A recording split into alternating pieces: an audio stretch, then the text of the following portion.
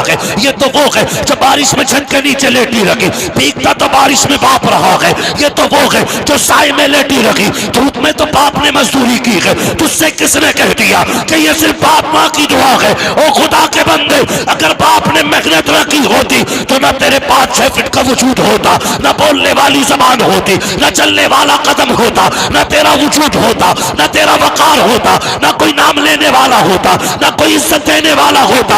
अगर बाप ना होता सोसाइटी में कुछ ना होता। अगर इज्जत मिल रही है तो तेरे दम से रही है, बाप के करम से मिल रही। नाराए तकबीर, नाराए रिसालत, उलमाए अहले सुन्नत हजरत अल्लामा मुफ्ती हम्माद हुसैन साहब किबला, नाराए तकबीर। बेशक जवानों से गुजारिश है, बीवी आ जाए तो बाप को ना भूलना, माँ को ना भूलना।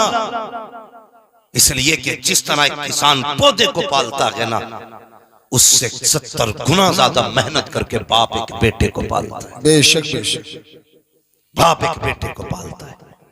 हाँ, मैं तकलीफ होती है कुछ चीजों से। जब जवान बाइक पे बैठ के एक्सीलेटर खींचता है ना, तो फिर मुड़ के नहीं देखता पीछे कौन है, पीछे कौन है। भाई तू तो मर जाएगा एक झटके में। लेकिन उस बूढ़े बाप के बारे में सोचा जिसने कितनी हसरतों के साथ तुझे परवान चढ़ाया है? कभी सोचा उस बाप के बारे में? कभी नहीं सोचते हो। खुदा के बंदो, माँ बाप का ख्याल किया करो, माँ बाप का ख्याल किया करो। एक माँ कितनी हसरतों से बहू लेके आती है, एक बाप कितनी आरजुओं से बेटे का सेहरा देखता है। वो देखना यार, रोते हैं बाप, रोते बेटों के सेहरों पे। दुनिया जश्न मनाती है, बाप रोता है। क्यों? वो गम के आंसू नहीं होते, वो खुशी के आंसू होते। बेशक उससे ज्यादा खुशी किसी बराती को नहीं होती है। जितना कलेजा आज बाप का चौड़ा है ना, उतना किसी का नहीं है। लेकिन कल सबसे ज्यादा जिसे सताया जाएगा वो यही है जो तेरी खुशी में सबसे आगे का शरीक है। लोग कहते हैं मुसीबतें आ गई, तुमने बाप के साथ कितना इंसाफ किया, कितनी वफा की, कितनी वफा की। अल्लाह अकबर। जवानों, तुमसे गुजारिश है, मेरी बात ध्यान से सुनना। हम सिर्फ अपनी बहनों को बहनें मानते, कभी बाप की बहनों का भी ख्याल किया करो, बाप की बहनों का भी ख्याल किया करो। तुम्हें अगर तुम्हारी बहनें प्यारी हैं तो बाप को अपनी बहनें प्यारी हैं। बेशक बेशक। तेरे घर में खुशी आई, तूने अपनी बहनों को तो नोत दिया, लेकिन बाप की बहनों को बुलाना भूल गया। तू तो खुश था कि मेरे घर पे सारे मेहमान आ गए, लेकिन कभी बाप से पूछा कि तेरे दिल के अंदर क्या चल रहा है इस वक्त? हजारों की भीड़ में वो अपनों को तलाश करता है, नहीं मिलते। खुदा के वास्ते रिश्तों की कदर करो, अपनों की कदर करो, और किसी को टूटने न देना, किसी को टूटने न देना। ये अज़दवाजी जिंदगी है। एक बाप बड़ी मेहनत से औलाद पालता है, बड़ी मेहनत से। हाँ, तुम अपनी बीवी के राज में भी गर्म रोटी नहीं खाओगे जितनी गर्म रोटियां तुमने माँ और बहन के दौर में खाई। बेशक बेशक। हाँ, ये याद रखना, नहीं खा सकते। तुम्हारी बीवी तो कह देगी रखिए उठा के खा लो, लेकिन जब तुम परदेश से आते हो ना, तो कभी बहनें नहीं कहती रखिए उठा के खा ले।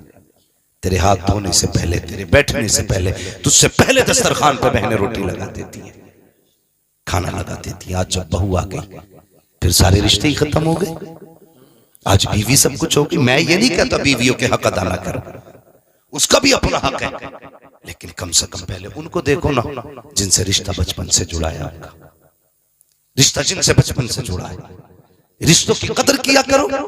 आज रिश्तों की कदर नहीं रह गई, नहीं है रिश्तों की कदर। हाँ, अल्लाह अकबर। अपनों की कदर कैसे की जाती, कोई हुजूर से पूछे।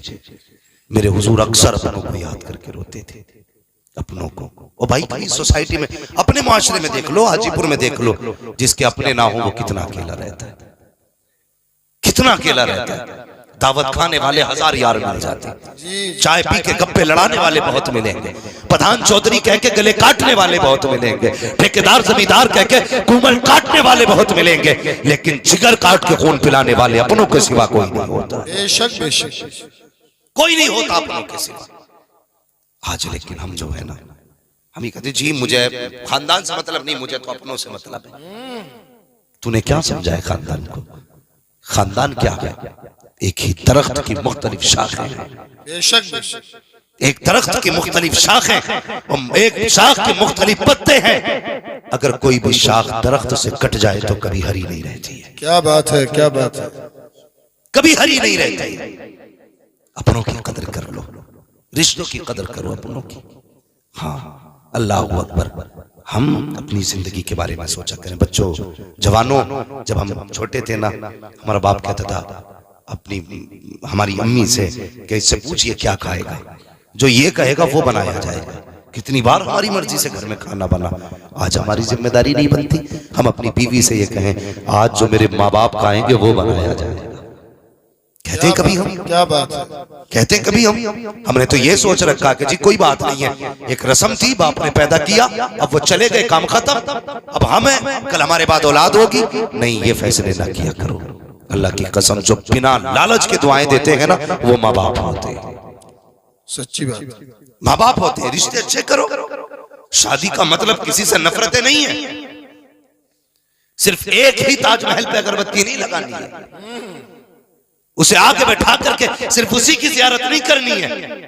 हमें अपनी माँ भी देखनी है, अपना बाप भी देखना है, अपना भाई देखना है, बहनें देखनी है, परिवार देखना है। लोग ये सोचते हैं अपना हिस्सा फला को खिलाया तो घर में कमी आ जाएगी, मेरी कमाई फला ने खाई तो घर में कमी आ जाएगी। हुजूर की खिदमत में एक सहाबी हाजिर हुए, अर्ज करते हैं या रसूल अल्लाह, मैं कमा के लाता हूँ, लाने के बाद मैं घर में रखता हूँ, मेरा बाप जो है मेरी कमाई को मेरे भाइयों पे, मेरी बहनों पे खर्च कर दिया करता है, बाकी कोई नहीं कमाया करता है। मेरे हुजूर ने फरमाया जा चला जा, अपनी कमाई को बचाने की कोशिश न कर, इसलिए कि ये भी तो हो सकता है खुदा सबके हिस्से का तुझे दे रहा हो, सबके नसीब का तुझे दे रहा हो। फरमाया गया अगर तेरे खाने में दूसरे शरीक हो जाया करें तो दिल को छोटा ना किया करो, बल्कि अगर तुम एक का इंतजाम करोगे अल्लाह तुम्हें 3 का रिस्क अदा करेगा, और तुम 3 को खिलाओगे अल्लाह तुम्हें 9 का रिस्क देगा, तुम 7 को खिलाओगे खुदा तुम्हें 70 का हिस्सा देगा। किसी के बचाने से अमीर नहीं बना करते हैं, बल्कि भूखों को खिलाने से खुदा अमीर बना दिया।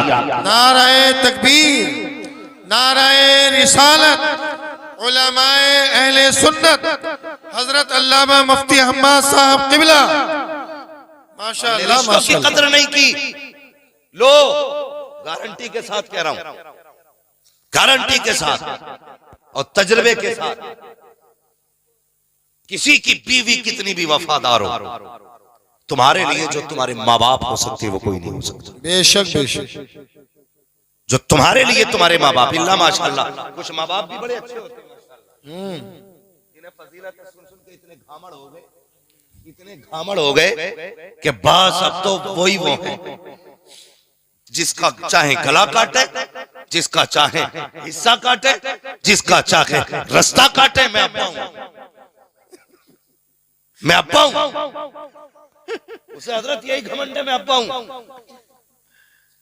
क्या बात, चौराहे पे खड़ो कहता मैं बाप हूं। जल्दी चल, तू बाप है, बाकी तो कोई बाप ही नहीं है।